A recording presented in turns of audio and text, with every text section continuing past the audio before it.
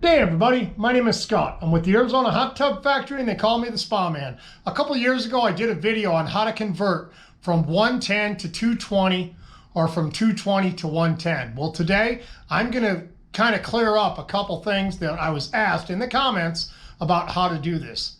First of all, you have to have a 110-220 convertible pack. Not all packs are 110 convertible, meaning you cannot go from one to the other.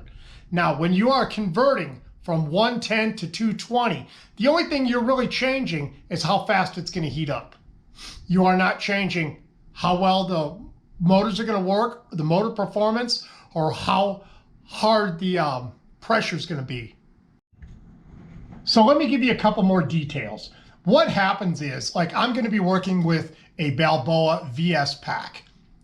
That pack allows you to go 110 to 220, 220 to 110, it doesn't matter. The electric motor still remains a 110 electric motor. So if you have two motors in your hot tub, you are not going to be able to convert your hot tub to a 110, even if they were two 110 motors. Now I get all kinds of questions. Is a 110 hot tub better than a 220?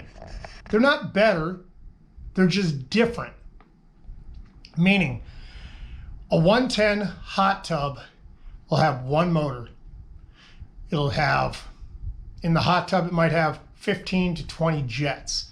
It'll usually be a 2-speed, 2-horsepower motor.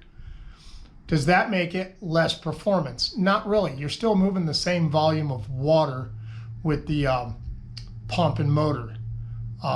Where the 220 has a benefit is the 220 allows you to run 2 motors or 3 motors. It allows you to go to 3 horsepower, 4 horsepower, or 5 horsepower. Now, does more horsepower make a better hot tub? In my opinion, no. More horsepower is needed when you have more jets. Does more jets make a better hot tub? There again, I don't believe so. I believe that if you have the jets placed in strategic points that massage your back or massage your lower body or your upper body, and it's a 2 horsepower or even a 3 horsepower, you're going to get the same effect. The biggest thing that I see is a lot of people don't use the hot tub and then complain that the hot tub didn't help them. That's not a hot tub problem, that's a you problem. So what happens is BalBoa makes a pack that is a VS BalBoa Pack. They also make newer versions. This is an older version. There's a BP pack out there also that is capable of doing this. The one that we're working on today is what they call a VS BalBoa Pack. So basically what you're doing is you are taking the 220 lines out. In other words, the 2 hot wires, the neutral wire, and the ground. You take that completely out of the hot tub. You get a 110 plug-and-play cord that is dedicated for 110. It has a GFCI receptacle already built into it, so when you plug it in the wall, everything is GFCI safe. So this is the hot tub we're working on today. This is a TUFF SPA TT650. It has a VS convertible pack. So this is the BalBoa pack that it has in it, and it's a VS spa control system, which I really like these. I don't have many problems with them. Now the only tools you're going to need for this particular job is a common screwdriver and a Phillips screwdriver. That's it. So what I've done already is I've pulled the front cover off and I've taken out the neutral, the 2 hot wires, which are the red and the black, and the ground wire out. Let me show you where they hook up to. They come in through this hole right here. And then you got your neutral is in the top. You got your hot wire, and then you've got your ground wire goes over right here, and then it comes through, and that's where you attach it over here. Now this is on a BalBoa. So this is the cord I'm going to plug in. It already has a GFCI built right into it. You got your test button and your reset button, and then you've got your hot wire, your neutral, and your ground. So when you hook it up, it comes into here, and the only wires you're going to hook up are your neutral wire, and your first hot wire. That's it. Go to the back panel. This is the panel that basically sits right here. On the back panel, if you come down to here, it's going to show you how to do the 110 to 220 installation. And it's pretty simple. When it's running 220, there's no wires over here. When you run it 110, you've got to hook up a wire from up here all the way down to here. Okay, here's my wire. I had it a minute ago. The wire you're going to use is this. Now these normally come, I usually have them hooked to there and stuff. So this is all it is. It's just pushed down there. And you're going to push it on the one on the left and the one on the left. Pretty simple. So to hook it up, you're going to go like this, slide it in, come down here. And that one needs to be moved over a little bit. Slide it in. That's all there is to it. Follow me so far, everybody? Okay, on your dip switches, since we want to go to what they call low amperage, right now it's set on the high amperage because it was wired 220. So we want it to go to low amperage. You're going to come over here to number 10, which is the one all the way on the end. Let me see if I can move this tag out of the way.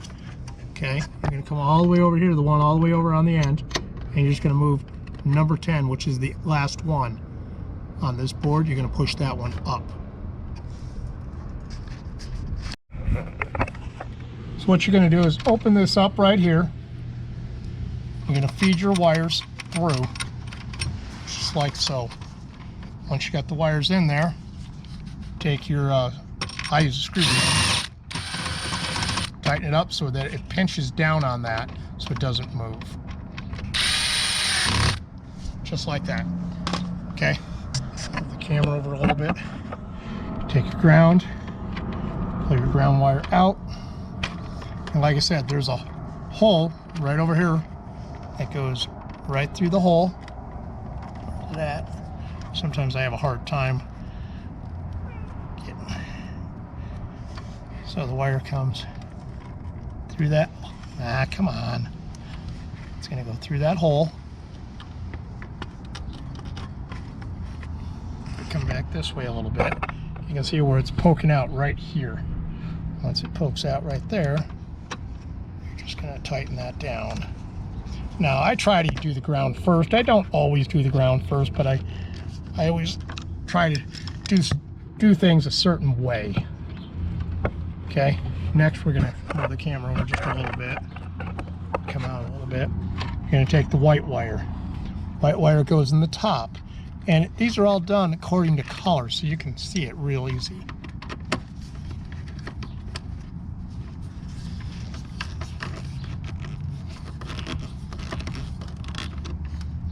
Make sure you get these tight. This is a good time to have gorilla hands. Just because you don't, I can't tell you, whoop, got it in the wrong one. Can't tell you how many times I've gone out on jobs lately and that's all it was a loose connection that whoever installed it just didn't tighten it down. And then just go back and check everything. Tight, tight, tight. That is pretty much all there is to converting from 220 to a 110. But like I said, you have to have a 220 110 convertible pack. This pack has the ability to do that. So as you can see, it really wasn't that hard to convert from a 220 hot tub to a 110. You just have to have the ability to go from a 220 to a 110 or 110 back to 220. It's 6 of one, half dozen of the other. They are great hot tubs. If anybody tells you that a 110 doesn't have the performance of a 220, that is just not true. You got to compare apples to apples. If we're talking a 220 hot tub that has 2 3-horsepower motors or 2 4-horsepower motors, there is no comparison. You know, you've got 2 motors compared to 1. Every hot tub has its place in the market. So it depends on what you're trying to do. But at the end of the day, both hot tubs blow bubbles and heat up. And with that, Don't go crazy, everybody. I'll see you on the next video.